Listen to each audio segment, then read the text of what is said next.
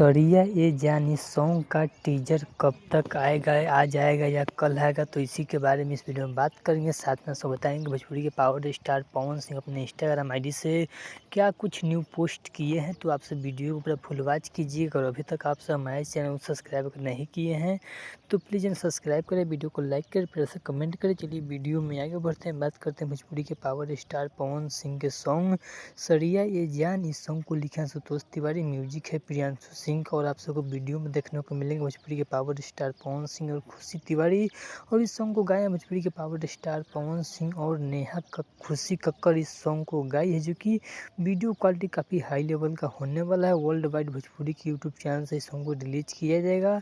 इस song को देखिए, काफ़ी मज़ेदार सॉन्ग होने वाला। टीजर की बात करें तो आज शाम तक यानी तो कल आप सबके बीच 7 बजे के आसपास टीजर को रिलीज कर दिया जाएगा। इस टीजर को देखकर मज़ेदार टीजर होने वाला। और बात करते हैं power star Pawan Singh new post के बारे में, तो भोजपुरी के पावर स्टार पवन सिंह अपने इंस्टाग्राम से एक न्यू फोटो डाल के पोस्ट किए, जिन्हें लिखे हैं यूं ही हम अकेले नहीं रहते हैं दोस्त, से हमने भी दुनिया देखी है, जो कि पोस्ट काफ़ी ज़्यादा वायरल हो रहा है। चलिए वीडियो अच्छा से प्लीज सब्सक्राइब, वीडियो को लाइक, फिर से कमेंट, चलिए अपडेट के साथ। तो ओके बाय।